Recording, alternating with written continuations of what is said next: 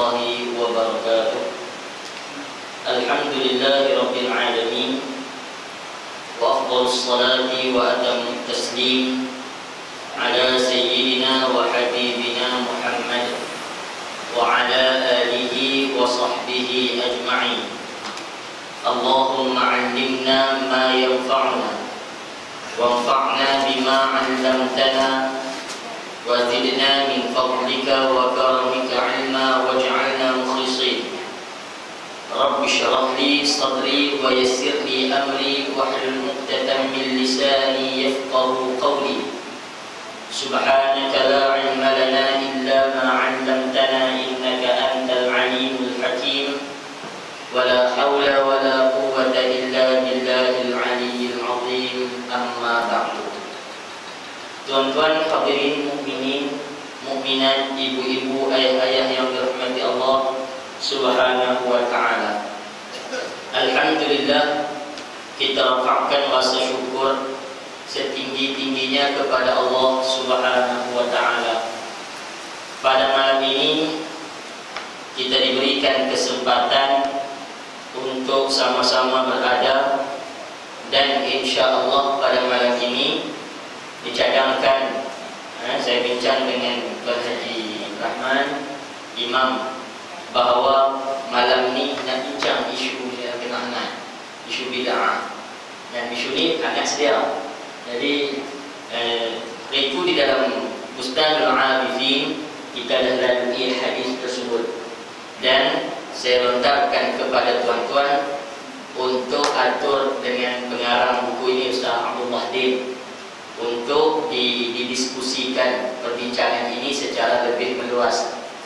Tapi nampak gayanya tak ada kan? Jadi ingat pula baru ni riuh lagi isu ni, maka saya kira baik untuk kita lihat kepada perbincangan ini di dalam perbincangan yang lebih luas insya-Allah. Hadirin sekalian, buku ini datang untuk meredakan ketegangan antara dua pihak yang sangat ekstrim, dua pihak yang sangat syadid, keras, aliran keras. Satu pihak sangat kerap membid'ah dan menyesatkan orang, satu pihak pula menjawab dengan tuduhan, menjawab juga dengan keras dan kasar, bahkan sampai mengkafirkan pun ada. Kalau hadirin yang dirahmati Allah Subhanahu wa taala, lagi-lagi akan berlaku pula perdebatan, dan dua orang tokoh besar jadi akan berdebat pula. Satu orang mufti, satu orang lagi dipanggil Presiden Ahlussunnah wal Jamaah. Tuan risau juga saya menggunakan perkataan presiden tu bila masa Ahlussunnah wal Jamaah ada presiden kan. Ahlussunnah wal Jamaah lama dah tentangnya. Nabi itulah yang mempelopori sunnah, dan sekarang sudah ada presiden nak masuk, nak ada keahlian lagi. Masya Allah, dahsyat. Jadi hadirin sekalian, dan apa yang saya risaunya, apakah presiden itu membawa watak Ahlussunnah wal Jamaah? Kalau dengar ucapan-ucapan kuliahnya itu naik turun kita, kan, dengan bahasa-bahasa yang bukan cara orang berilmu dan orang yang beradab cakap, apakah kita boleh nak kira sebagai Ahlussunnah wal Jamaah? Risau juga, kan? Jadi hadirin yang dirahmati Allah sekalian, malam ini insya-Allah kita akan diskusikan buku ini. Tuan-tuan boleh ambil di depan, tak bawa duit apa nanti cerita belakang lah. Dan nanti kita akan bincang semula, tak apa. Yang penting ambil dulu dan kita akan lihat perbincangan di dalam buku ini dalam beberapa tajuk. Hadirin yang dirahmati Allah Subhanahu wa taala sekalian. Pertama, ingin saya bincangkan dalam perbincangan yang singkat ini, yang ringkas pada malam ini, atas beberapa isu yang sering ditimbulkan dalam tajuk bid'ah. Pertama, tentang ta'rif bid'ah, definisi bid'ah itu sendiri. Apakah sedang dibahaskan pada titik yang sama, ataupun perbincangan itu hak ni kumpulan ni bincang dalam tajuk dan definisi yang lain, kumpulan ni bincang dalam definisi yang lain. Maka kalau masing-masing ada definisi sendiri, sampai bila-bila pun hal ini tidak akan dapat untuk disatukan kerana halnya dibincangkan dalam dua pertimbangan yang berbeza. Hadirin yang dirahmati Allah sekalian, yang kedua yang ingin saya bincangkan ialah masalah yang dipanggil di dalam ilmu sebagai at-tarku. Perkara yang Nabi tidak lakukan, apakah boleh dijadikan hujah itu bahawa perkara tersebut haram? Apa yang Nabi tak pernah buat, maka tak bolehkah kita buat? Kerana ini selalu alasan yang digunakan. Nabi tak pernah buat, sahabat tak buat, salafus salih tak buat. Kalau benda tu baik, sudah pasti sahabat buat dulu. Tapi pasal pada sahabat tak buat, maka oleh kerana sahabat tak buat, Nabi tak buat, kita tak boleh buat. Ya, itu alasan yang juga selalu digunakan. Apakah hujah tersebut dipakai di dalam perbincangan agama? Dan yang ketiga yang ingin juga kita bincangkan berkaitan dengan kaidah kaidah berkaitan al-aslu fil ibadi at-tawaqquf wal mana'. Asal di dalam ibadah ialah tak boleh buat kecuali ada dalil baru buat. Kalau tidak ada dalil, maka tidak boleh dilakukan ibadat tersebut. Kan? Satu yang tahlil jadi bid'ah pasal apa? Tak ada dalil, maka jadi bid'ah. Asalnya kerana al-aslu fil ibadati, asal kepada ibadat at-tawaqquf wal man'u, berhenti sat dan larang, tak boleh buat. Kalau ada dalil baru boleh buat. Faham tak? Apakah kaedah ini memang dipakai di dalam agama, disepakati ataupun diperselisihkan atau bagaimana? Ini saya kira tiga persoalan yang ingin saya bincangkan di dalam ruang yang terbatas ini, insya-Allah. Lain daripada itu, tuan-tuan jangan baca sendiri lah. Kan dia nak pun diskusi buku. Dia saya baca sampai tajuk 3-4 tajuk, yang lain anda baca. Kalau tak baca tak boleh juga lah. Kan? Hadirin mukminin yang dirahmati Allah sekalian. Sebelum saya nak bawa tuan-tuan kepada definisi, kan kita nak bincang 3 tajuk, tuan-tuan. Sebelum kita nak bincang kepada tajuk definisi, ingin saya nak bawa tuan-tuan, kenapa ada kumpulan, ada golongan yang agak keras di dalam menghukum bid'ah kepada amal-amal orang lain. Kenapa habis sekalian? Ada orang yang bila tengok suatu benda yang dia tak setuju, pada ilmu yang tak sesuai, maka dia menghukum perkara tersebut sebagai bid'ah. Tuan, pasal apa? Ada kumpulan yang seperti ini. Kita kena sedar bahawa yang memperkenalkan istilah bid'ah adalah Nabi kita Muhammad sallallahu alaihi wasallam sendiri. Nabi sebut di dalam beberapa hadis. Tuan-tuan boleh tengok muka surat muka surat apa ya? Dalil-dalil muka surat 61. Sebahagian daripada dalil yang menunjukkan tentang bid'ah itu.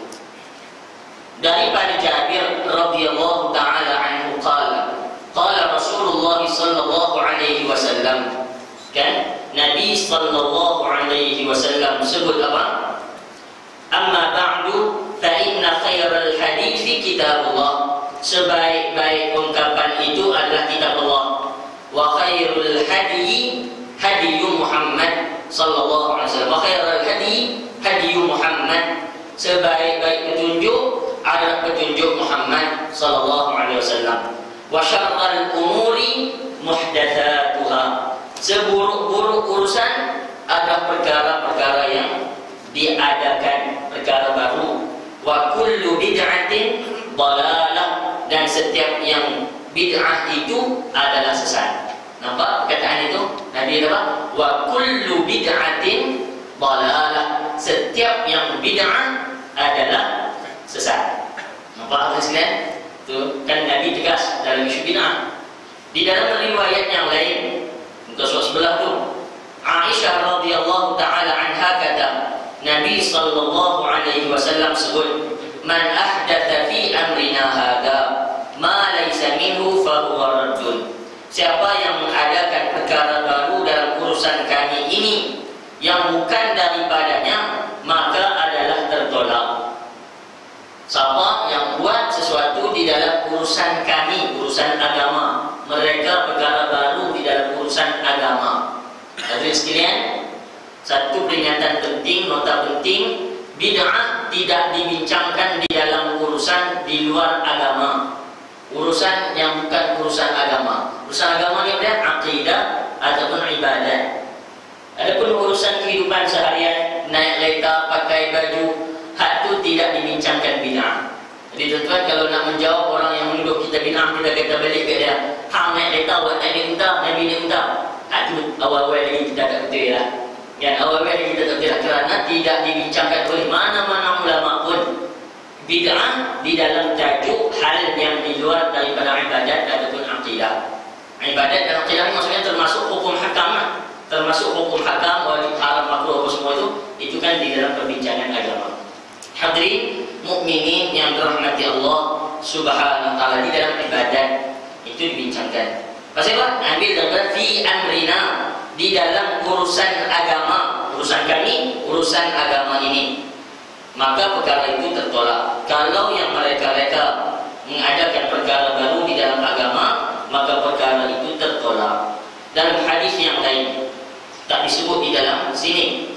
Hadis riwayat Imam Muslim, Abu Daud dan Tirmidzi, kata Nabi, wa ahsanul hadi hadi Muhammad, sebaik-baik petunjuk Muhammad, wa syarrul umuri muhdatsatuha, dan sejahat-jahat perkara yang diada-adakan, wa kullu muhdatsatin bid'ah, dan setiap yang diada-adakan itu bid'ah, wa kullu bid'atin dhalalah, dan setiap yang bid'ah itu dhalalah, sesat, wa kullu dhalalatin finnar, dan setiap yang sesat itu dalam api neraka. Kemudian sekalian, hak itu lagi dahsyat. Dia bawa apa yang Nabi sebut, setiap perkara yang direka-reka dalam agama itu bid'ah, dan setiap bid'ah itu sesat, dan setiap sesat itu neraka. Maksudnya apa? Bid'ah ini cerita dia dalam neraka dan kesesatan. Oleh kerana itu, hadirin sekalian, tuan-tuan akan lihat beberapa pandangan yang keras oleh ulama. Bila bincang isu bid'ah, memang pandangan ulama sangat tegas. Boleh lihat muka surat 26. Muka surat 26, hadirin tengok beberapa kalam daripada ulama awal. Ulama generasi salaf. Abdullah bin Abbas radhiyallahu taala anhu, sahabat Nabi, kata apa?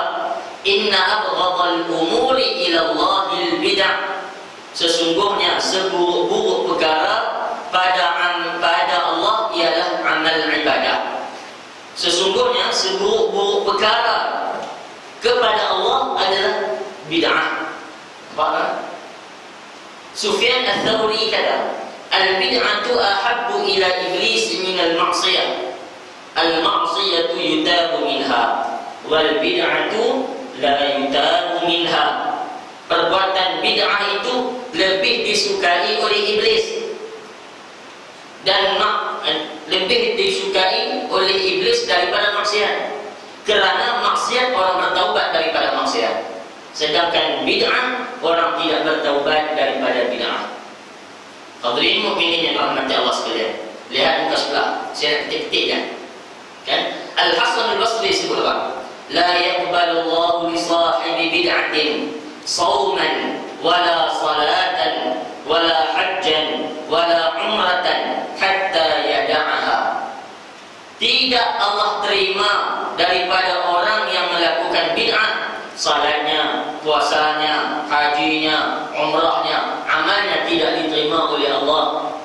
Amal siapa? Amal orang yang melakukan kerja-kerja bid'ah. Hadirin sekalian, itu sampai muka surat 29. Hadirin boleh tengok beberapa kata-kata yang sangat tegas daripada para ulama berkaitan dengan bid'ah. Sebab apa? Sebab Nabi sendiri yang menyebut bid'ah itu sesat, dan sesat itu di dalam api neraka.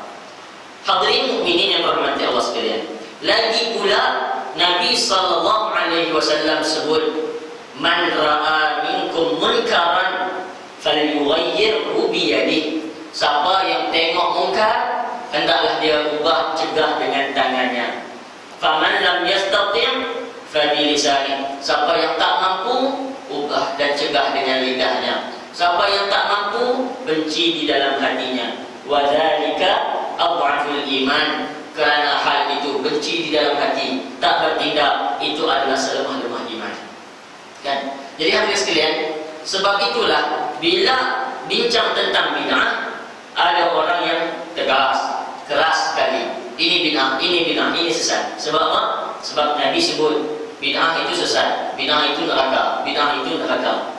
Dan hadirin sekalian, kerana mereka menganggap amal-amal orang-orang ini adalah bid'ah dan bid'ah itu mungkar, maka mungkar mesti dicegah. Dan maka wujudlah kumpulan yang tidak boleh melihat perbuatan yang pada perkiraan mereka ini bid'ah dan mesti dicegah. Cumanya hadirin sekalian, cumanya sabar dulu Syekh, sabar dulu tuan. Kerana apa? Kerana perkara mungkar itu ialah apa yang disepakati kemungkarannya. Itu di dalam usul fiqh. Dalam usul fiqh disebut innama yunkar al-mujma'u alaih. Hanya yang dicegah itu hanyalah perkara mungkar yang disepakati. Jelas tuan? Apa dia perkara mungkar yang mesti dicegah, yang wajib dicegah? Ialah perkara mungkar yang disepakati bahawa dia mungkar. Wala yunkar al-mukhtalaf fi. Dan tidak boleh dicegah dan tidak dianggap mungkar perkara yang berlaku perselisihan. Ini benda yang penting untuk dijadikan asas. Nak bersikap keras ataupun tidak, mesti balik kepada keras ataupun ketegasan dalam kaedah usul ini. Benda apa benda mungkar ni? Benda mungkar ni benda yang disepakati bahawa dia mungkar. Itu betul kita kena cegah. Dedah aurat, itu semua ulama kata mungkar. Itu cegah sungguh-sungguh. Hadirin mukminin yang dirahmati Allah sekalian, ada perkara yang tidak disepakati, dia ni perkara mungkar, maka had passion yang macam ni tidak boleh dicegah dan tidak dianggap mungkar. Tidak dianggap mungkar kerana berlaku perselisihan di kalangan ulama. Doa qunut nak baca atau tak baca, ini benda selisih, maka tidak boleh dianggap mungkar. Apalagi menyalahkan sehingga mengatakan orang yang baca doa qunut tidak betul dan sebagainya. Tidak boleh. Misalnya ataupun apa persoalan yang berlaku khilaf, ulama ni kata boleh, ulama ni kata tak boleh. Bila berlaku perselisihan di kalangan ulama, berlaku perselisihan pada faham kepada dalil, perkara tersebut sudah lagi tidak menjadi perkara mungkar. Jelas hadirin sekalian? Jadi hadirin rahmati Allah sekalian, betul wujud golongan yang bila tengok suatu perkara yang pelik, tidak ada dalil dalam agama, ini mungkar, ini bid'ah. Dan tapi nak cegah, nak hina ataupun nak tegah orang, nak kata orang ini bid'ah, nak kata orang sesat, boleh tak? Sabar saya. Tengok dulu perbincangan dia macam mana. Kalau benda itu disepakati oleh ulama, ya silakan. Tapi kalau tak disepakati oleh ulama, tidak boleh dianggap sebagai perkara mungkar, apalagi nak menghukum sebagai sesat kepada amalan tersebut. Baik, tuan-tuan mukminin yang dirahmati Allah Subhanahu wa taala sekalian. Kita sekarang nak tengok kepada perbincangan bid'ah, definisi bid'ah. Hadirin sekalian, lihat kepada definisi bid'ah, tuan-tuan, muka surat 35. Ini saat depan saat kata aku suka saya lah, ada orang lain, ada orang lain kan. Jadi saya ikut saya ya. Tengok pada muka surat 35. Tuan-tuan ya. Di sini ada beberapa definisi berkaitan bid'ah yang dinakalkan di dalam buku kita ini. Hadirin yang dirahmati Allah sekalian, ya silakan. Muslimat dapat kan? Baik. Muka surat 35, inilah ta'rif yang selalu dipopularkan, ta'rif yang selalu dikemukakan kan oleh golongan yang menisbahkan diri mereka sebagai salafi, orang yang mengikut salaf. Dan sekalian, ini definisi yang dikemukakan oleh Imam Asy-Syatibi rahimahullah ta'ala. Siapa dia Imam Asy-Syatibi? Satu orang pengarang, satu orang ulama usul fiqh yang penting di dalam sejarah perkembangan ilmu Islam.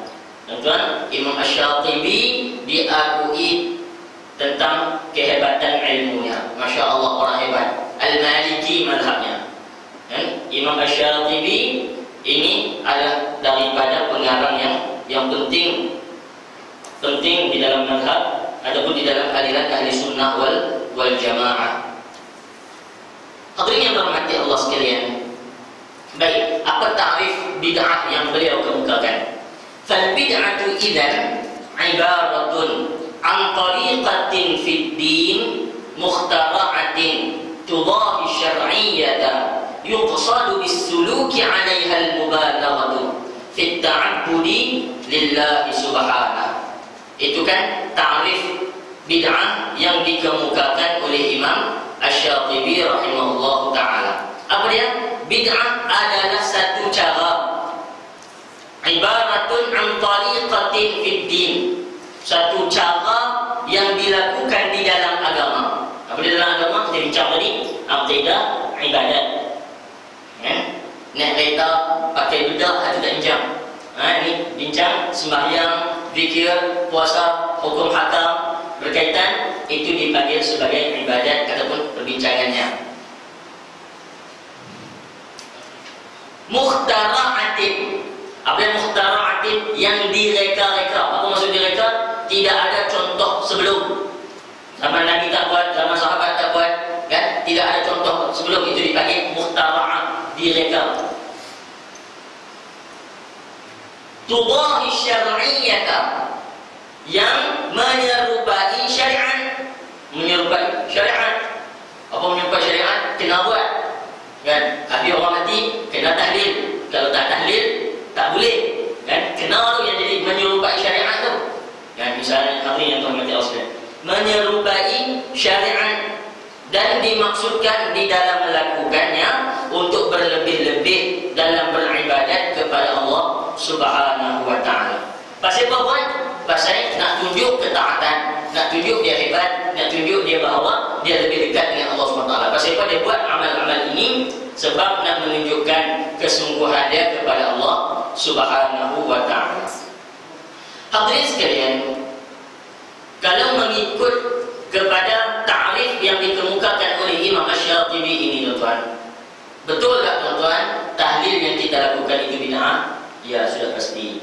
Betul tak apa yang kita lakukan dengan apa sambutan maulid? Itu kan benda yang tak pernah dibuat oleh Nabi, tak pernah dibuat, kan? Menyerupai syariat, kena buat, kena belagak misalnya, kan?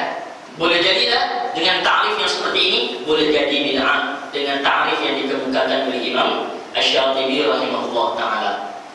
Maksudnya sekalian, zikir lepas daripada sembahyang, zikir itu sunat, kan? Tetapi kalau kita wajibkan sampai orang yang bangkit daripada soh dia, Nabi bagi salam, dia nak bagi soh dia seriau, jadi orang kata dia berzikir, kan? Dia rasa sebagai satu kewajipan pula kepada dia. Sebab apa? Semua orang berparti dia bangkit. Dia perkara itu dia seperti menyerupai syariat. Zikir lepas sembahyang dia memang ada tuntutan, tapi bukan kewajipan. Bukan kewajipan. Tapi kalau sampai rasa bersalah, nak bangkit ada kerja, sampai akhirnya tak pergi mayang doa, jadi kadut lagi dia nak bangkit dulu, orang tengok roti pelik, maka hadirin rahmat sekalian, maka kalau bincang dalam tajuk ataupun definisi Imam Asy-Syatibi, boleh jadilah seperti bid'ah? Ya, boleh jadi seperti itu atas ta'rif Imam Asy-Syatibi rahimahullah ta'ala. Inilah ta'rif yang dipegang oleh ulama Saudi hari ini, dan inilah yang didukung oleh Ibnu Taimiyah dan beberapa golongan yang lain, ulama Saudi dan beberapa ulama yang lain. Kecenderungan mereka kepada ta'rif Imam Asy-Syatibi rahimahullah ta'ala. Cuma yang hadirin sekalian, apakah bid'ah itu hanya difahami dengan ta'rif definisi yang diberikan oleh Imam Syatibi saja? Orang lain tak mengukakan ta'rif yang lain, kan? Ataupun semua ulama bersepakat di atas definisi ini? Itu soalannya. Kalau semua orang faham macam soalan, apa yang dimulakan dengan takbir disudahi dengan salam, itu dipanggil salat. Semua orang faham itu soalan, kan? Apakah bid'ah ta'rifnya ataupun yang orang faham bid'ah itu benda yang sama, maksudnya dengan ta'rif yang sama, dengan cara pemahaman yang sama? Itu tidak berlaku seperti itu. Dalam memahami bid'ah, ulama tidak sepakat pada ta'rifnya. Itu yang saya nak kemukakan. Itu yang buku ini nak kemukakan, bahawa ta'rif kepada bid'ah itu tidak disepakati oleh ulama. Jelas, kan? bila ta'rif tidak disepakati, hasilnya akan berlaku perselisihan. Bila ta'rif saja sudah tidak disepakati, maksudnya apa? Nanti hasilnya akan berlaku perselisihan. Orang ini faham dengan ta'rif yang dia pegang bid'ah, orang ini faham pada ta'rif yang mereka pegang tidak bid'ah. Itu akan berlaku hasil. Jadi hadirin sekalian, bila ta'rif berbeza, berselisih pandangan pada ta'rifnya, hasilnya akan mewujudkan perbincangan yang berbeza. Bila berlaku perbincangan yang berbeza kerana ta'rif yang berbeza, apa berlaku kita nak cerita? Hal ini adalah hal yang mukhtalaf fi, perkara yang diperselisihkan oleh ulama. Bila yang diperselisihkan oleh ulama, boleh tak panggil hang sesat, aku sesat? Tak boleh lah. Ada contoh dah. Biar orang sekalian, kita nak faham supaya itu, kita mengambil jalan yang sederhana. Mengambil jalan yang sederhana. Sampai bila kita nak duduk dalam jalur yang sangat keras dalam membincangkan hal ini. Hadirin sekalian, baik kita tengok takrif yang dikemukakan oleh orang lain pula. Muka surah sebelah 38. Imam Syafi'i rahimahullah ta'ala sebut apa? Al-bid'atu bid'atan mahmudatun wa mazmumatun. Bid'ah itu dua. Ada dua bid'ah. Satu mahmudah, yang kedua mazmumah. Mahmudah terpuji, mazmumah tercela. Ya, satu terpuji, satu tercela. Fama wafaqa sunnata fahuwa mahmudun. Kata Imam Syafi'i, apa yang muwafaqah dengan sunnah fahuwa mazmum. Apa yang berbeza dengan sunnah, menyalahi sunnah, itu yang tercela. Apa yang sesuai dengan sunnah, itu terpuji. Apa yang tak sesuai dengan sunnah, mukhalafah, lawan dengan sunnah, itu yang dicela. Jadi hadirin sekalian, apa yang Imam Syafi'i nak cerita kepada kita, bid'ah ini dari sudut bahasanya perkara yang direka-reka. Apakah semua benda yang direka ini kita hukum sebagai sesat belaka? Tak lagi, sah dulu. Kalau yang direka itu bersesuaian dengan sunnah, maka ini okey, baik. Kalau yang direka itu tak sesuai dengan sunnah, ini yang baru tercela, ini yang baru dihukum sesat. Kan? Sebab itu Imam Syafi'i apa? Mawafaqa, apa yang sesuai dengan sunnah, bukan apa yang berdalilkan sunnah. Faham? Apa yang sesuai maksudnya ditimbang dengan pertimbangan yang banyak. Sama ada ditimbang dengan zahir hadis, sama ada ditimbang dengan usul-usul yang lain. Misalnya qiyas boleh pakai, misalnya istihsan, masalih al-musalah dan sebagainya. Itu kan menjadi pertimbangan ulama nak menerima satu-satu dalil. Jadi yang bersesuaian dengan sunnah bukan semata-mata membawa maksud yang ada dalil sunnah. Bukan zahir sunnah itu yang nyontohnya sahaja, tapi apa sahaja yang digunakan dalam mempertimbangkan dalil, memahami dalil. Kan? Kalau istihsan atau sebagainya. Awak yang kerut ke kau ni? Susah hati saja. Entah malam ni apa kita biar ni sikit ilmiah sikit.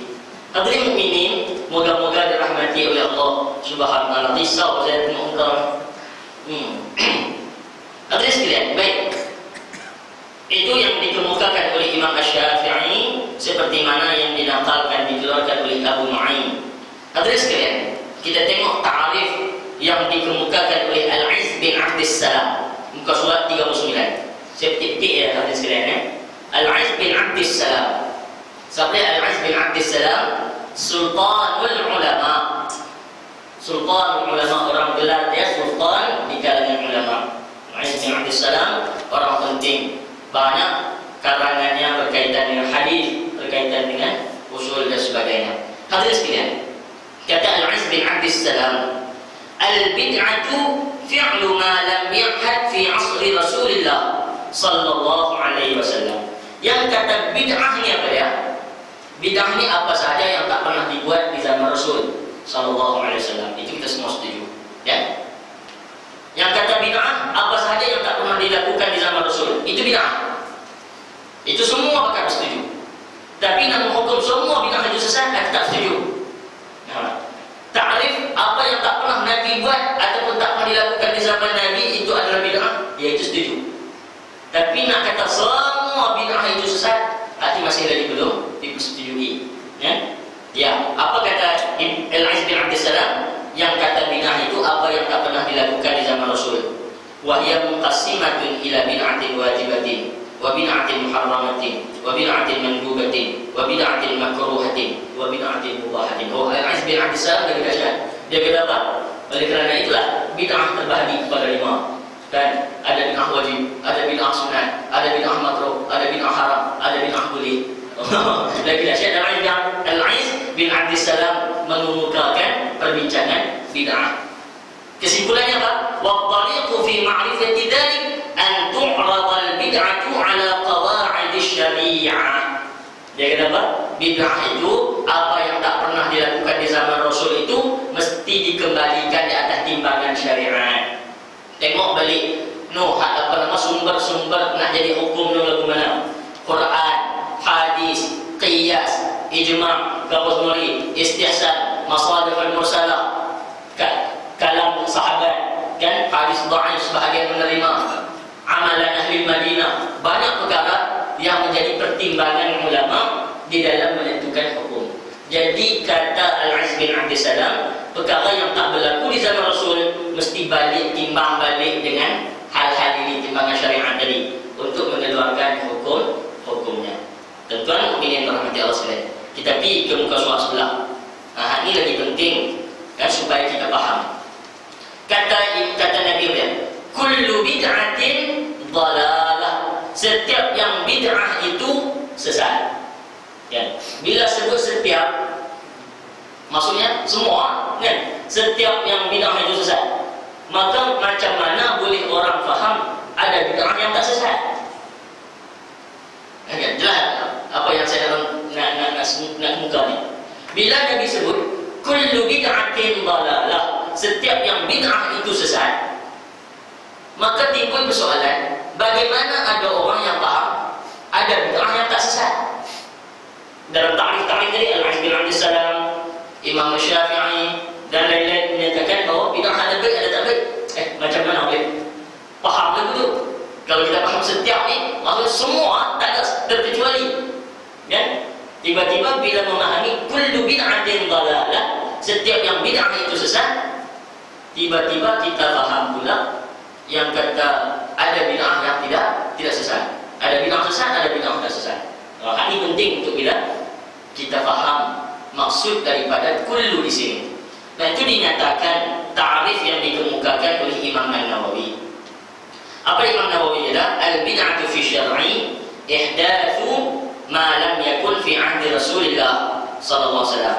Bid'ah pada syara' itu ialah apa yang dilakukan mereka mengada-adakan sesuatu yang tidak berlaku di zaman Rasul.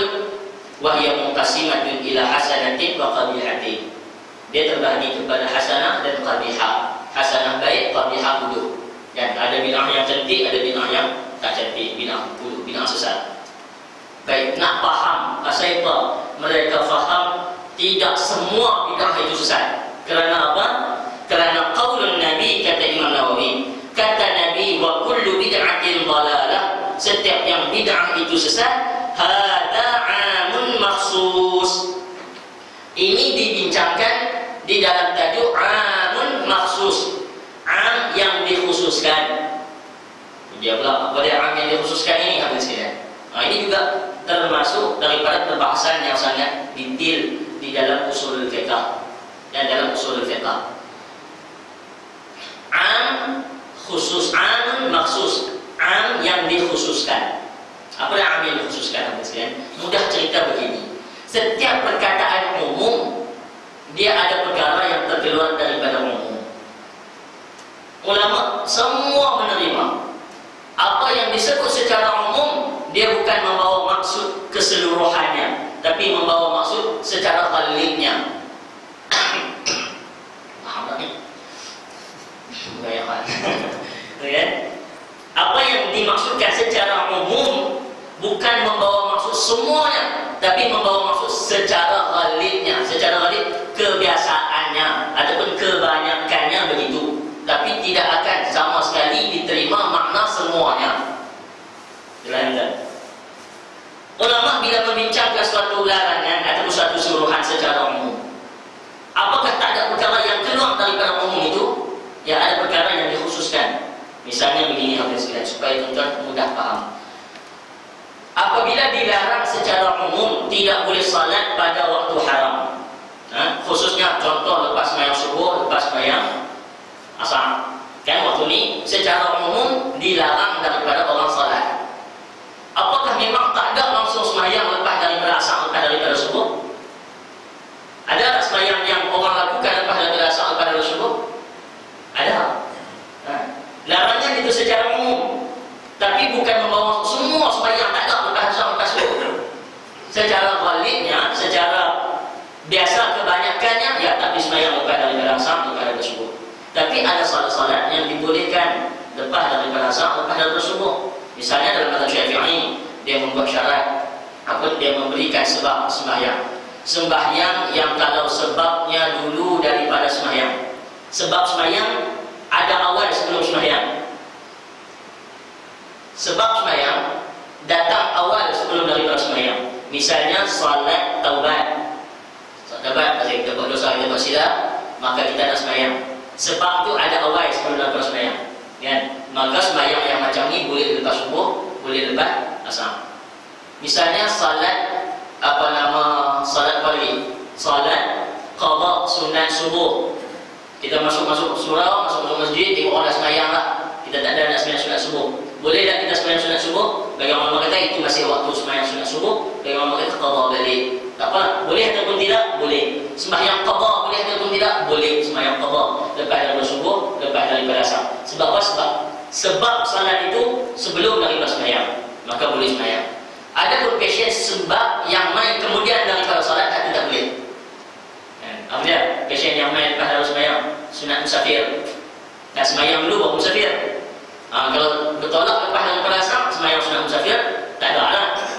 Tak ada lah lepas sembahyang asar baru sembahyang 2 rakaat musafir, tak perlu. Ataupun sembahyang sunat ihram. Kan ni ada orang nak pergi umrah, apa yang dirahmati Allah sekalian.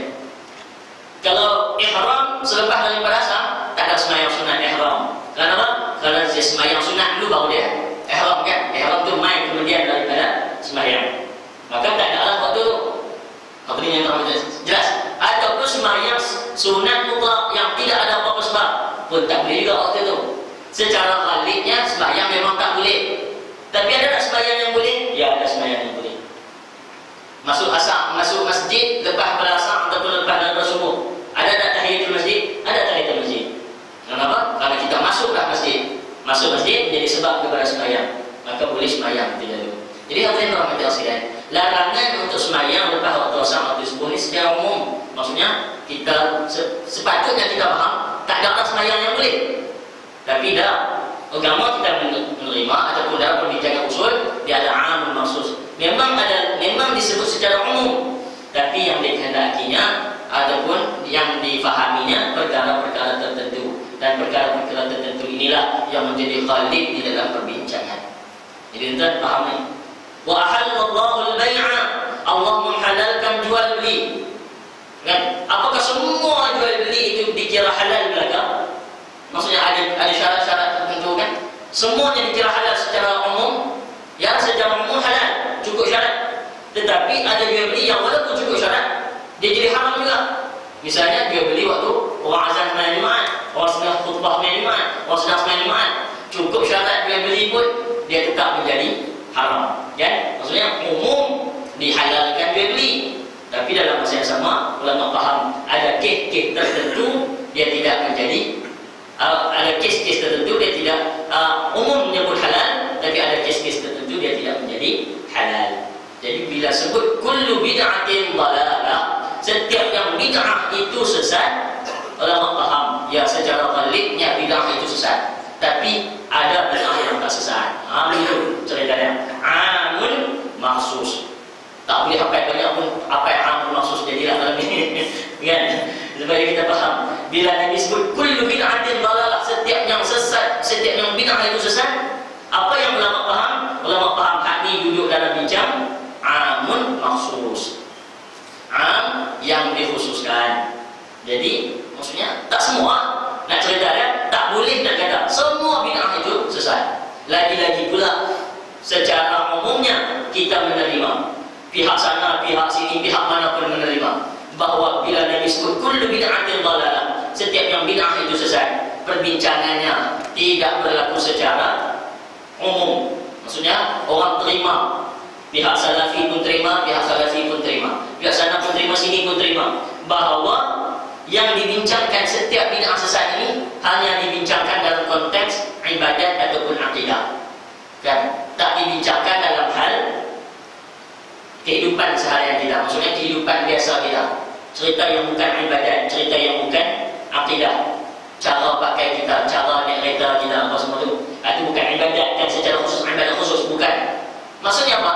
Mereka pun memahami kullu di situ tidak borong ke semuanya, kan? Kullu di situ mereka juga paham bahwa hanya dibincangkan di dalam tajuk agama. Maksudnya apa? Mereka juga paham itu juga adalah amul maksus. Kullu yang digunakan oleh Nabi di sini tidak membawa makna umum secara menyeluruh, tapi membawa makna secara ghalibnya sahaja. Jadi hadirin mukminin yang dirahmati Allah Subhanahu wa taala sekalian. Boleh jelas ada? Jelas ya?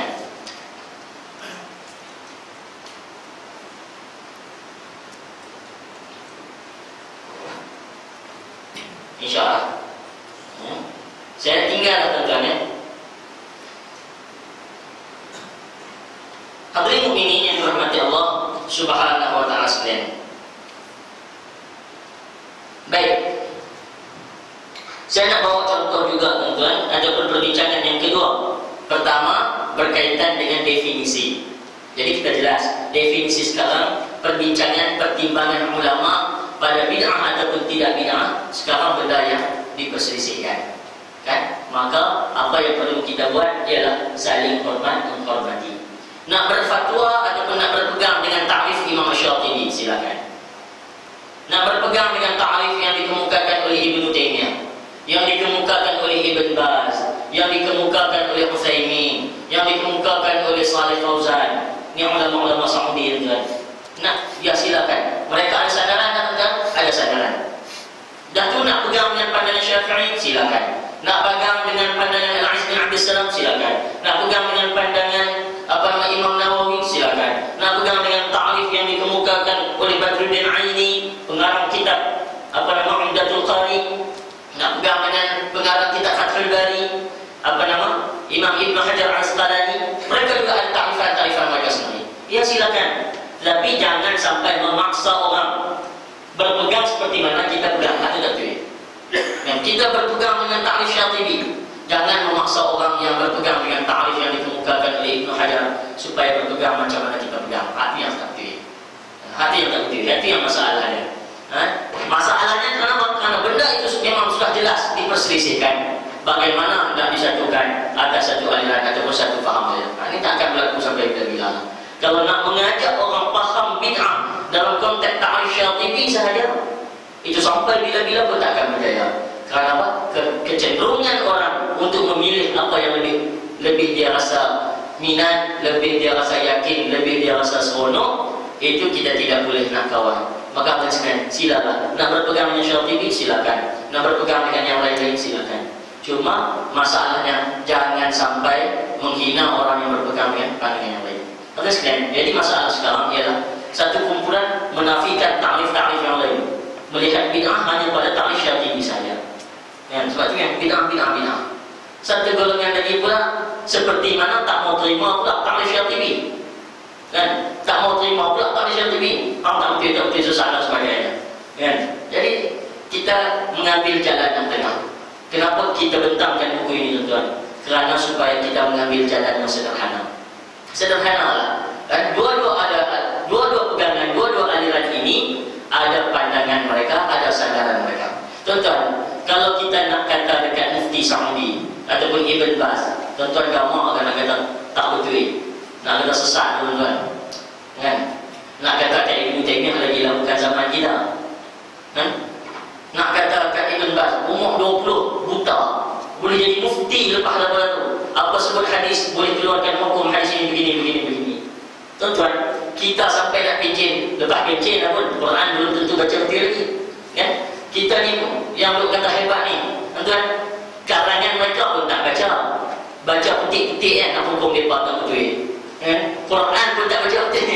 Yang kita ni, kita pun hati-hati boleh banyak mana baca Quran, semoga bukanlah hebat lah. Nak mengkritik ulama-ulama yang besar ini dengan kritikan-kritikan nak hukum susah dan sebagainya, tak lama kan. Dan pasalnya tak keluar daripada mulut kita. Tuan-tuan mukminin rahmati Allah sekalian. Nak kata dekat Albani, kan? Ini nama-nama yang sebahagian orang allergic ni, kan? Sebab ada ulama yang selalu hukum ini bilang ini bilang ini bilang kan. Jadi nak awal balik menuduh yang bukan-bukan kepada ulama-ulama ini, janganlah tuan. Seperti mana kita tak suka orang mengkritik ataupun orang menghina kepada Imam Al-Ghazali, kita tak suka orang menghina kepada bacaan-bacaan kita. Maka kenapa kita menghina kepada ulama-ulama mereka dan bahan-bahan bacaan mereka? Kan? Hadirin yang dirahmati Allah Subhanahu wa taala. Kita tak suka orang menghina Ghazali, memaki Ghazali. Begitu juga kita patutnya memiliki sikap tak suka ada orang yang memaki Ibnu Taimiyah. Tak suka ada orang yang memaki ulama-ulama lain. Kita tak suka orang kata dekat Syekh Ali Jumu'ah misalnya, kan, mufti Mesir, ataupun Syekh Azhar yang masyhur. Maka jangan pula kita menghina kepada Ibn Baz, menghina kepada Albani. Apa dia pakai kepada Albani? Alah, nega buku ya pun. Itu bahasa orang sekalian. Ramai mana murid Albani, Masya Allah. Saya terkesan dengan apa yang disebut oleh Syekh Umar, satu orang alim dalam ilmu hadis di Ma'had Fatah Islami di Syria. Maksudnya apabila anak murid tanya tentang Albani, tak tahulah sama ada soalan itu nak dengar tajrih ni, maksudnya ada kritikan kepada Albani mungkin, tapi jawab Syekh Masya Allah sangat baik. Dia jawab apa? Dia tidak menjawab apa yang orang kehendaki, tapi apa dia jawab? Dia memuji-muji Albani. Dia apa? Dia tak melihat kepada sisi kritik orang kepada Albani, tapi dia melihat sisi baik Albani yang banyak. Maksudnya Albani lah yang mengemukakan bahan-bahan bacaan yang banyak tidak dikemukakan oleh orang lain.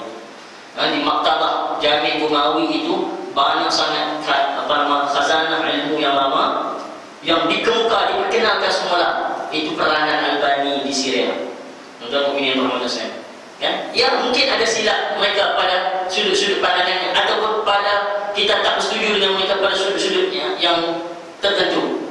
Tapi menolak dan menafikan jasa mereka kepada perkembangan dunia Islam, itu tidak boleh sama sekali. Kan? Entah orang kritik Al-Ghazali, orang kritik Ibn Taimiyah, semua ulama ada orang kritik. Bahkan Imam Asy-Syafi'i sendiri mengarang kitab Ibtal Istihsan, menolak penghujahan istihsan. Istihsan ni siapa yang pegang? Tok guru dia Imam Malik sendiri. Dia sendiri ada benda yang dikritik oleh Imam Malik. Tapi tuan, dalam mengkritik ataupun tidak menerima pandangan itu, hormat dan kasih sayang kepada ulama tak pernah luntur. Tak terima silakan, tak bersetuju silakan, tapi menolak, menafikan, menghina itu tak boleh sama sekali. Apalagi kita orang pandang utama, dan kita orang Sungai Tani ni nak hina orang yang telah mengemukakan idea-idea, hujah-hujah besar mempertahankan agama. Tak layak untuk kita merendah-rendahkan ataupun menghina orang-orang yang kita sebut ini. Tuan-tuan ini yang dirahmati Allah Subhanahu wa taala sekalian. Baik, saya nak mengajak tuan-tuan untuk lihat muka surat 152. Muka surat 152.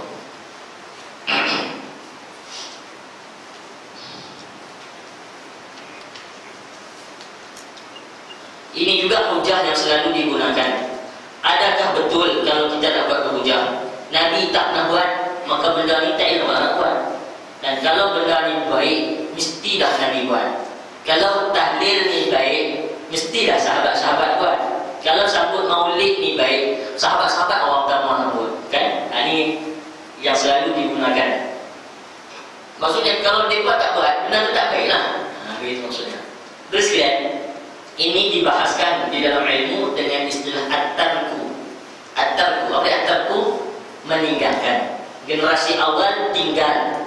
Apakah generasi awal Rasulullah, sahabat, bila dia tak buat sesuatu, itu menunjukkan sesuatu yang dibuat itu menjadi haram, atau sesuatu yang dibuat itu adalah dikira sebagai tak boleh, ya? Sahabat Nabi tak buat, sahabat tak buat, salaf tak buat. Apakah kita boleh kata bila mereka tak buat, perkara itu tak boleh nak buat? Nah, itu soalannya. Ya, ini juga selalu digunakan. Dah saat Nabi tak buat, macam mana kita nak buat? Kita ni nak reka-reka agama kan?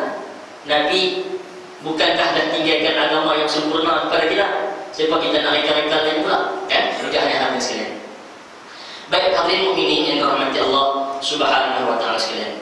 Dalam istilah usul fiqh, perkara ini dinamakan at-tarku. At-tark umumnya adalah perkara yang tidak dilakukan oleh Nabi ataupun para sahabat. At-tarku huwa an yatruka an-nabiy sallallahu alaihi wasallam syai'an aw yatrukahu as-salafus salih min ghairi an ya'tiya hadithun aw atharun bin nahyi an dhalika syai' al-matruki mimma yaqtadi tahrimuhu aw karahatuhu. Kata sekalian, apa yang disebut dalam usul fiqh at-tark, yang ini perkara yang tak dilakukan di zaman Nabi, atau perkara yang ditinggalkan dan pada dilakukan di zaman Nabi ialah perkara atau perkara yang ditinggalkan di zaman para sahabat atau para salafus saleh. Mereka tidak melakukannya tanpa ada nas yang melarang perbuatan yang ditinggalkan tersebut yang menunjukkan sama ada haram ataupun makruh. Kata sekalian, apa yang benda tark ini? Benda yang sahabat tak buat, Nabi tak buat, salafus saleh tak buat. Apa dia? Benda yang mereka tak buat kerana dan tidak ada dalil yang melarang. Kalau benda tu mereka tak buat kerana ada dalil yang melarang, itu jelas haram. Sekarang mereka tak buat dan ada tak dalil yang melarang mereka tak buat tu? Tak ada dalil. Tak ada dalil yang melarang mereka tak buat tu. Pasal mereka tak buat? Kalau mereka tidak buat kerana ada dalil yang melarang, itu jelas haram. Tapi kalau mereka tak buat kerana tidak ada dalil yang mengatakan larang pada perkara tersebut, hal ini tidak dibincangkan di dalam syarak. Maksudnya, dia tidak boleh dijadikan hujah. Bila mereka tak buat kerana tidak ada dalil yang melarang mereka tak buat itu, maka hal yang macam ini tidak pernah ditimbangkan oleh ulama supaya dia menjadi dalil ataupun menjadi hujah bahawa apa yang mereka tidak lakukan itu sebagai perkara yang haram ataupun makruh. Jelas kan? Dan Ibnu Hajar dalam surat 124, tengok supaya kita faham. Ibnu Hajar kata apa? Wa 'adamul fi'li la yadullu 'ala al-man'i bal yadullu 'ala anna tarkahu arjahu min fi'lihi.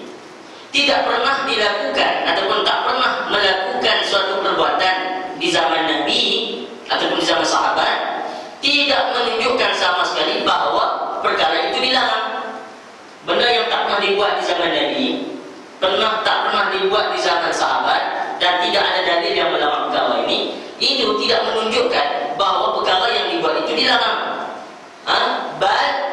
Bahkan hanya menunjukkan meninggalkan, ataupun hanya menunjukkan bahawa tak buat itu lebih baik. Dalil itu kalau tak buat lebih baik aja. Pasal apa? Saya tak pernah buat. Jadi kalau kita nak buat, salah tak salah. Tapi kalau tak buat itu lebih baik. Itu kata Ibnu Hajar Al-Asqalani. Maksudnya Ibnu Hajar salahkan tak? Tidak salahkan. Sambutan maulid misalnya, Nabi tak pernah buat, sahabat tak pernah buat, kan? Maka boleh tak kita kata oleh kerana mereka tak buat, perkara itu tak boleh kita nak buat?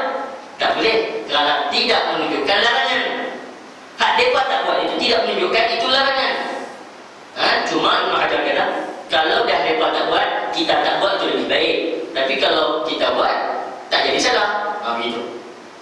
Ibnul Muflih ni dalam Al-Hamdani dia kata apa? Li'anna 'adam al-fi'li la yadullu 'ala al-karahah. Dan tidak melakukan suatu perbuatan tidak menunjukkan makruh pun. Itu Ibnul Muflih dalam Al-Hamdani kata, tak pernah dibuat zaman Nabi, tak pernah dibuat zaman Rasul, tak pernah dibuat di zaman sahabat, kita buat.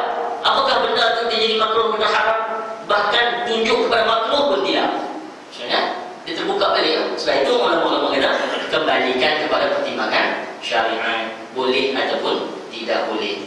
Hadirin yang dirahmati Allah sekalian. Sebab itu hadirin sekalian, kalau kita tengok di zaman Rasul sallallahu alaihi wasallam, di zaman Rasulullah sallallahu alaihi wasallam, ada beberapa contoh Nabi meninggalkan perkara.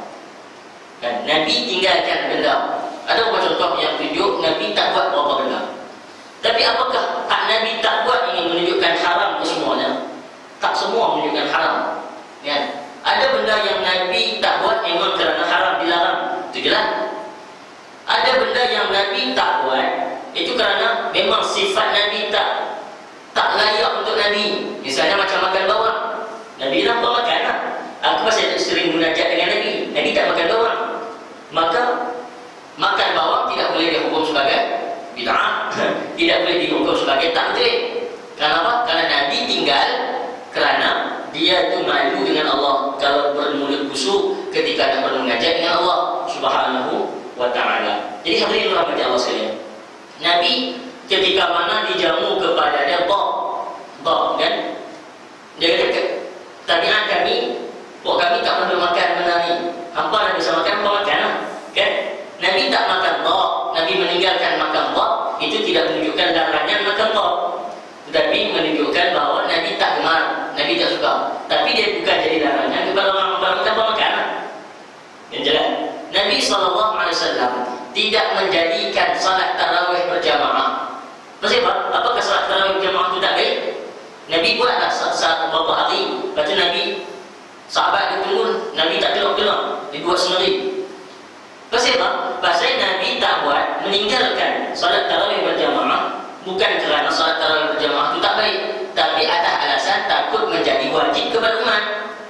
Ada alasan syar'i. Alasan sebab Nabi tak buat, takut menjadi kewajipan ke atas umat. Kan bila kerak nanti jadi wajib. Tak mau nak meringankan umat, maka Nabi tak buat, Nabi tinggalkan. Pasal apa Nabi tak buat? Apakah pasal benda itu tak baik? Bukan pasal benda itu tak baik, tapi ada alasan bimbang menjadi berat kepada umat. Jadi hadirin mukminin yang dirahmati Allah Subhanahu wa ta'ala, bahkan boleh jadi Nabi tak buat pasal apa di zaman itu kerana tak perlu, kerana tidak ada hajat, kerana suasananya yang berbeza. Ya, ini pertimbangan-pertimbangan yang dipikirkan oleh ulama pasal apa Nabi tak buat. Oleh kerana itulah hadirin sekalian, maka pertimbangan Nabi tak buat itu tidak boleh sama sekali dijadikan hujah. Tentang saya nak petik apa yang dinaqalkan oleh Al-Ghumari dalam muka surat 127. Dan baik, ini kalam Al-Ghumari. Dia kata at-tarku laisa bihujjatin fi syar'ina. At-tark yang maksud meninggalkan suatu perkara di zaman Nabi, di zaman sahabat ini tidak sama sekali jadi hujah dalam syariat kita, bukan hujah dalam syariat kita. Dia buat tak buat maksudnya jadi haram bagi kita, bukan begitu. La yaqtadi man'an wa la ijaban, tidak menunjukkan larangan dan tidak menunjukkan suruhan. Faman ibtagha hadran bi tarki nabiyina, siapa yang dakwa ataupun yang kata bahawa Nabi tak buat itu menjadi larangan kepada kita, kan? Siapa yang kata bahawa hak Nabi tak buat, bila Nabi tak buat, sahabat tak buat, itu jadi larangan kepada kita, wa ra'ahu hukman sadiqan wa sawaban, dan dia menganggap perkara itu sebagai hukum yang betul, maka qad dhalla an nahdil adillati kulliha. Kata Al-Ghumari, sebenarnya dia telah tersesat di dalam membuat pendalilan. Dia tak tersilap di dalam membuat pendalilan. Mengambil dalil secara begitu tak betul. Mengambil dalil secara begitu tidak betul. Bal akhta al-hukm as-sahih wa khabar. Bahkan bila cara mengambil dalil, cara memahami dalil tak betul, maksudnya hukumnya akan jadi silap. La hadra yumkinu illa innahyun ada mutawaqqidan li mukhalifihi adaba aw dhammu fi'lin mu'dhinin bi'uqubatin aw lafdhu tahrimin yuwakibu 'aba. Dari apa? Yang suatu perkara yang dilarang itu pun nak jadi haram dilihat daripada tiga cara, kan? Bila Nabi tak boleh larang, apakah semua larang itu kita akan hukum sebagai haram? Tak lagi. Larang yang macam mana membawa makna haram? Larang yang pertama, dia kata apa? Tidak ada larangan melainkan disertai dengan tegahan yang mengancam dengan penentangannya. An-nahyul ladzi ata mutawaqqidan li mukhalifihi adaba. Yang nak jadi, nak maksud kita nak faham,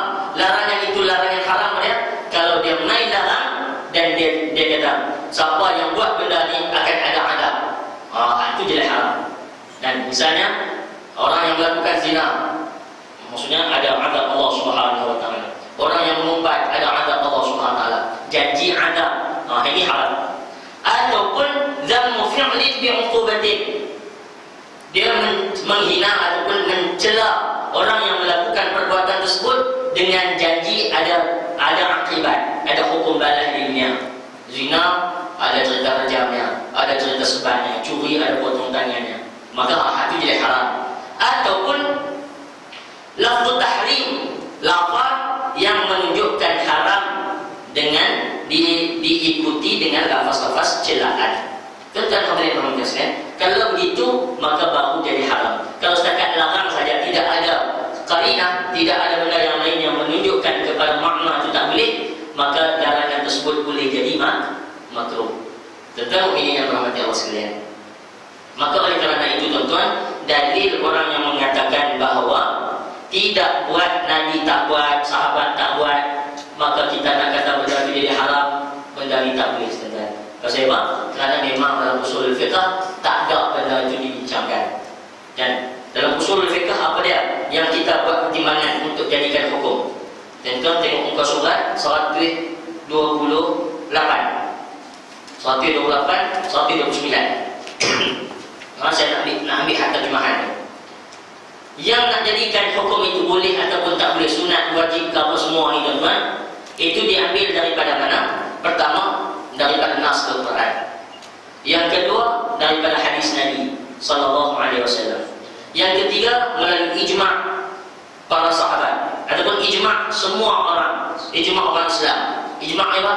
Kesepakatan menyeluruh. Tak ada orang yang berbeza dengan ijma'. Yang keempat, melalui qiyas. Ini sepakat.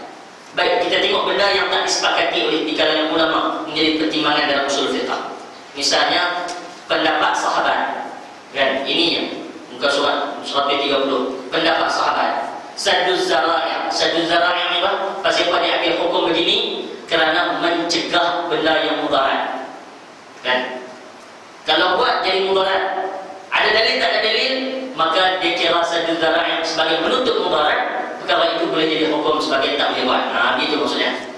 Tak ada hadis, tak ada Quran, tapi atas pertimbangan kalau buat jadi mudarat, maka perkara itu jadi haram. Dicegah pasal apa? Cegah supaya tidak berlaku mudarat. Itu sadduz zara'i'. Betul? Amal ahli Madinah, hadis mursal, istihsan, hadis dhaif, ini semua dijadikan pertimbangan untuk menentukan hukum. At-tarku ada tuan, at-tarku dalam timbangan ulama jadi sumber dalil? Tak ada. Contohnya dalil yang mengatakan Nabi tak buat, sahabat tak buat, itu tidak pernah ditimbangkan di dalam mana-mana usul pun, di dalam mana-mana perbincangan pun, itu tidak boleh dijadikan hujjah. Hadirin mukminin yang dirahmati Allah Subhanahu wa taala sekalian.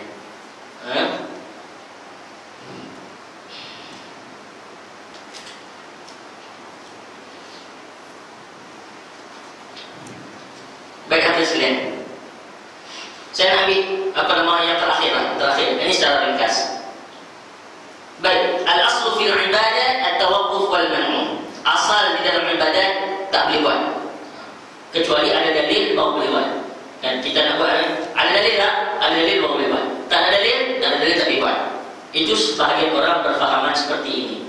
Dan apakah prinsip ini adalah prinsip yang disepakati oleh ulama? Itu soalan yang timbul juga. Misal semua hujah-hujah yang sering digunakan di dalam menghukum bid'ah orang. Dan apa hujah mereka? Asal di dalam ibadat tak boleh. Bila ada dalil baru boleh. Asal dalam muamalat boleh. Asal dalam muamalat urusan kita ni boleh. Kalau ada dalil tak boleh, baru jadi tak boleh. Urusan dalam urusan dunia kita ni, kan? Dalam urusan dunia kita ni, asal apa pun boleh. Kan? Kecuali bila mai dalil kata tak boleh, baru dia bertukar kepada tak boleh. Maksudnya bebas dan sangat besar untuk kita lakukan sesuatu. Asal dalam ibadat tak boleh.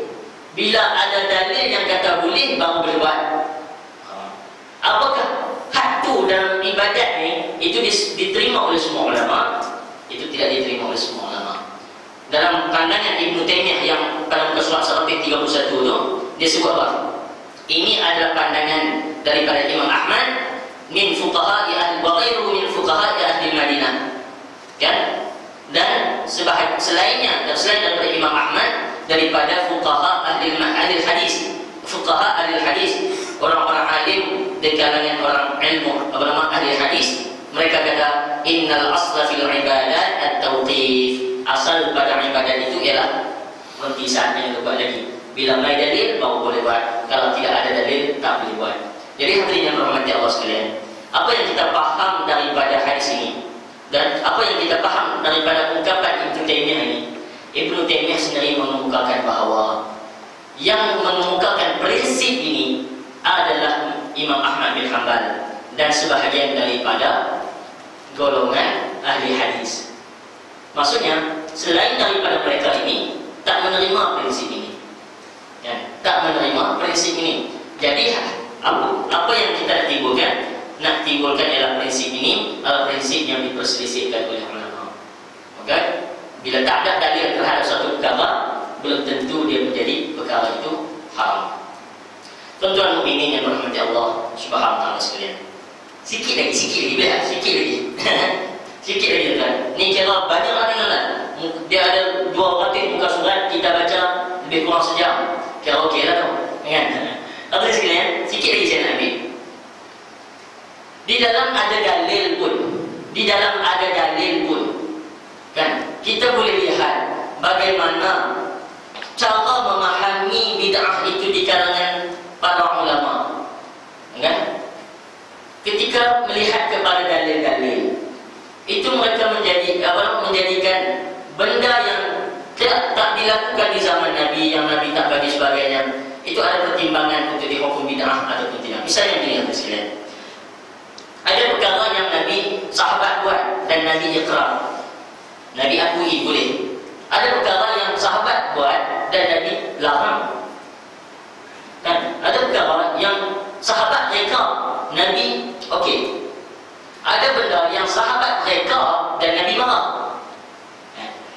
Jadi situlah persoalannya, situlah pertimbangannya. Bila satu amalan direka, hak mana yang boleh diterima, hak mana yang tak boleh diterima. Kerana di zaman Nabi ada contoh benda yang direka oleh sahabat, ada hak Nabi okey, ada hak Nabi marah, Nabi tak setuju. Kan? Jadi situlah pertimbangannya. Hadirin sekalian, misalnya tuan-tuan boleh tengok muka surat nombor 76 sampai 80 tu banyak lah. Kan? Ke surat 76 sampai 80.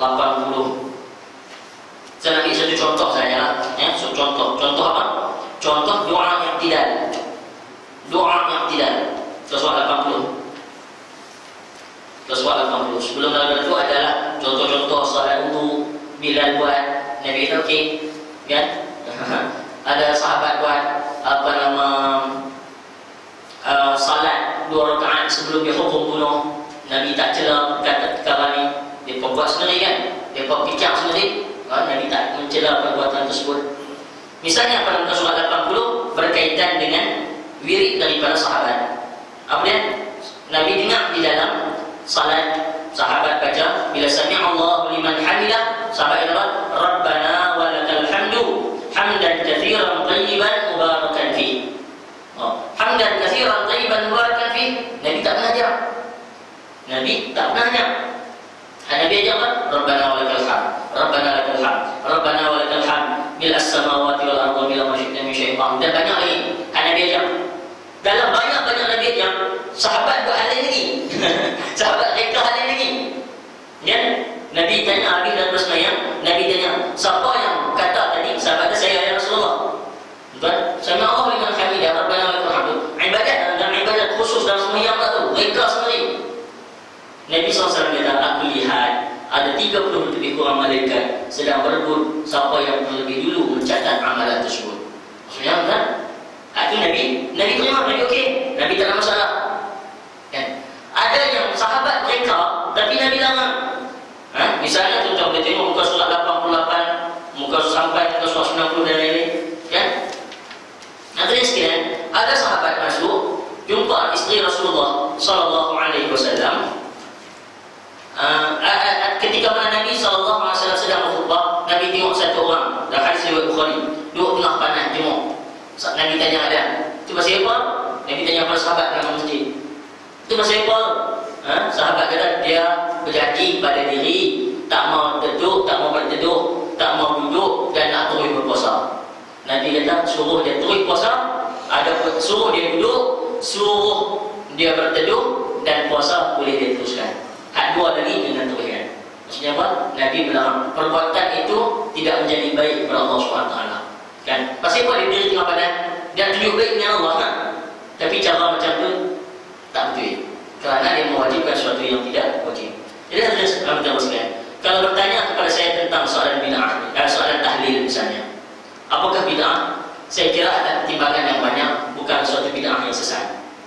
Tapi kalau jadi wajib kepada diri kita sampai tak ada duit pun nak kena buat tahlil juga, keluarga mati kan, kalau kita mau kena buat 2, 3, kena buat 7, kena buat 14, kena buat duit tak ada hutang banyak lagi pula kena guna duit faraid. Hak ni bagi saya bid'ah. Ini saya bid'ah. Kenapa? Kerana dia mewajibkan sesuatu yang tidak wajib kepada dia dan menjadi beban kepada dia, sedangkan agama tidak membebankan kawannya. Lagi-lagi kalau terlibat dengan harta faraid, anak yatim lagi, itu lagi-lagi lah. Ya, teman sekalian. Dan saya rasa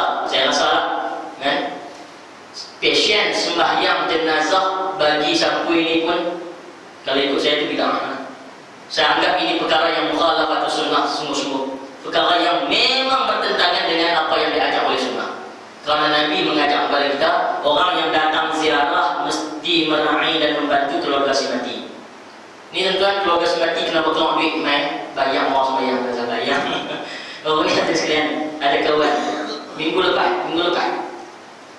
ni Jumaat baru, Jumaat sebelum tu, kawan ayah dia meninggal, sama dia anak sulung, dia anak sulung. Rupanya baru saya tahu, saya faham sebelum ni, duit hadut salam kepuk ni, walaupun lama lah saya tak terima. Baru saya tahu, saya faham sebelum ni, duit hak bagi sampul sembahyang jenazah ni ada duit khairat. Rupanya duit waris. Kan? Telefon orang yang menguruskan jenazah, dia tanya, nak berapa orang sembahyang? 100 ke 200? Dia kata 100, 200. Apa 500 lah ramai? Dan 500 lah ramai. Dia kira-kira 500 orang. Kan? Pada perkiraannya kalau 500 darab 4 bawa 2,000 kan? Okey lah tu. Kan? Kira-kira dekat 6,000 lebih. Berapa? Jadi banyak. Tak ada kata tu duit band lagi, duit sembahyang hadiah lagi. Nampak? Waris sudah kehilangan ahli keluarganya, sudah sedih, sekarang dibebankan lagi dengan sedangkan sembahyang jenazah adalah fardu kifayah, tanggungjawab masyarakat, tanggungjawab orang Islam. Bukan kena banyak, mesti dia main. Orang yang beriman, dia mesti main. Ini tanggungjawab semasa muslim. Kalau dia nak mati dia orang sembahyang ikhlas, dia sepatutnya datang sembahyang orang secara ikhlas. Kan apa yang Muhammad Allah sekalian? Tak tahu lah, berikut tuan-tuan ada pertimbangan lain. Tapi saya kira hak ni amalan yang bid'ah, tak bodoh. Sembahyang bagi waris terpaksa keluarkan duit kepada orang yang sembahyang jenazah, saya kira ini bid'ah yang bodoh. Kan? Itu kena lawan lah tuan. Saya kira banyak tempat sudah tidak ada amalan yang macam ni. Tapi tempat kita sebahagian kampung-kampung mesti lagi di bebanan kepada keluarga si mati. Hadirin mukminin, moga-moga dirahmati. Pasal apa? Pasal terpaksa membebankan diri dengan sesuatu yang tidak dibebankan oleh agama. Kan? Nabi larang orang yang duduk di tengah panas tadi, Nabi larang.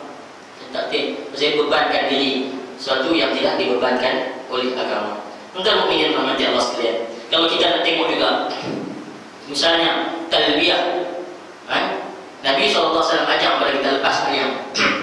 Lepas ayam, kan Nabi kata istighfar 3 kali. Istighfar 3 kali sebab kemudian Allahumma antas salam. Istighfar itu macam mana? Sahabat tanya, Nabi ajak astaghfirullah, astaghfirullah, astaghfirullah. Dan tiba-tiba kita ada astaghfirullahalazim allazi la ilaha illa huwal hayyul qayyum wa atubu ilaih.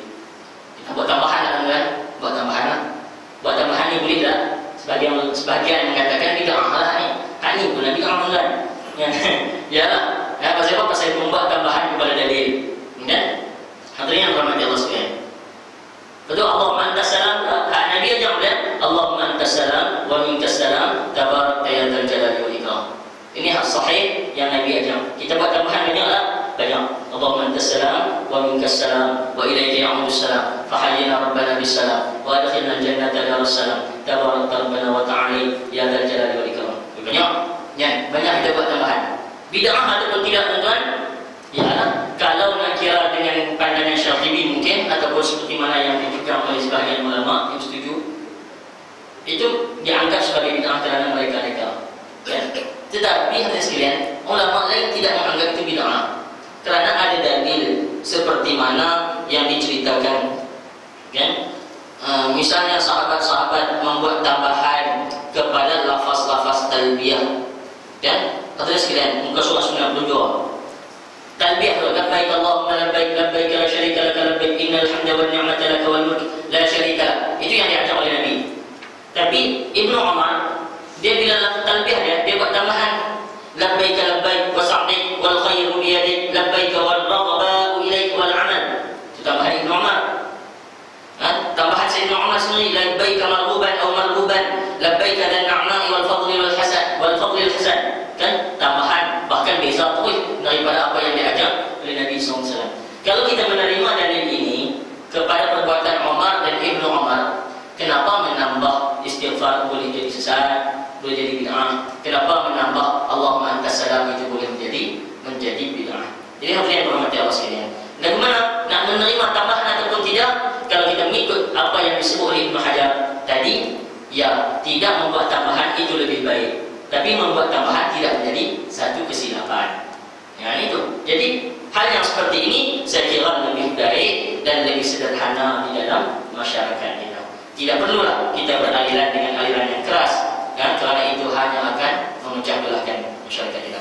Hadirin sekalian, dalam buku ini juga ada beberapa tajuk yang lain. Tuan-tuan, saya kira kena bacalah daripada awal sampai habis. Antaranya tajuk-tajuk berkaitan dengan lafaz niat. Isu-isu yang selalu orang bangkit ni, maulid dan kenduri tahlil. Ini benda-benda yang selalu dibangkitkan dan jadi isu nak dibid'ahkan. Dan dikemukakan di dalam buku ini apakah perkara itu bid'ah ataupun tidak. Saya tak bincanglah, saya bincang perkara-perkara asas supaya kita faham kenapa berlaku perselisihan di kalangan ulama. Hadirin sekalian, begitu juga apa yang menarik di dalam buku ini ialah dikemukakan juga pandangan yang berbeza di kalangan ulama yang sering dijadikan sandaran apabila dilakukan ataupun dibuat hukum bid'ah. Misalnya yang kita sebut tadi, Albani, Ibnu Baz, Saleh Utsaimin, Saleh Fauzan. Ini ulama-ulama yang sering dijadikan hujah dalil sebagai ini amalan bid'ah, ini amalan bid'ah. Ulama Saudi lah. Dalam buku ini dia kemukakan beberapa contoh di kalangan mereka sendiri pun berselisih. Kawan ni kata bid'ah, kawan ni tak kata bid'ah. Itu pun maksudnya apa kan? Maksudnya fahaman bid'ah pada pandangan mereka pun penilaian juga berlaku berbeza di kalangan mereka. Misalnya apa sini? Saya nak satu contoh. Mengangkat tangan letak di sini. Di sini kita tak jumpa. Sami Allahu liman hamidah, Rabbana walakal hamd, tak tangan berikat dada. Dan ini kita tak jumpa, ataupun jarang-jarang kita jumpa. Kalau di Mekah banyaklah kita jumpa. Di Madinah kita tak jumpa banyak orang yang macam ni. Hadirin sekalian, ketika yang tidak letak tangan di dada ini, ulama-ulama yang kita sebut tadi, ulama yang selain daripada Albani ini, mereka menganggap itu adalah sunnah. Kenapa? Kerana hadis Nabi bangkit daripada rukuk itu yang tidak lagan. Dan bahasa Nabi qiyam, Nabi qam, Nabi bangkit balik qiyam. Bila sebut qiyam, hukumnya seperti sebelum rukuk. Jadi kalau sebelum rukuk letak tangan di atas pusat, lepas daripada rukuk pun yang tidak letak di situ balik langsung balik. Karena dia balik kepada cerita asal. Jadi mereka faham itulah sunnahnya. Tapi Albani adalah itu bid'ah, bahkan bid'ah sesat pula tu. Nak ceritanya nak cerita apa? Pertimbangan di kalangan ulama ini juga berbeza kerana penilaian yang mungkin berbeza. Jadi hadirin sekalian, apa yang saya nak bentangkan pada malam ini ialah marilah kita berlapang dada. Berlapang dada itulah jalannya. Berlapang dada lah itu jalan. Kita ambil jalan yang sederhana, tidak menghukum kafir, tidak menghukum bid'ah sesat kepada orang. Itulah jalan yang sepatutnya kita lakukan. Hadirin yang dirahmati Allah SWT, ambil jalan yang berhati-hati di dalam menghukum sesuatu kepada orang. Itu adalah jalan yang saya kira adalah jalan yang paling baik di dalam menangani ketegangan. Ya Allah. Baik ya, kita tangguhlah ya. Moga-moga ada manfaat Subhanahu wa taala. Yang tidak baik itu daripada kelemahan diri saya sendiri. Moga-moga ada manfaat. Aku qouli hadza wa astaghfirullah li wa lakum. Wassalamualaikum warahmatullahi wabarakatuh.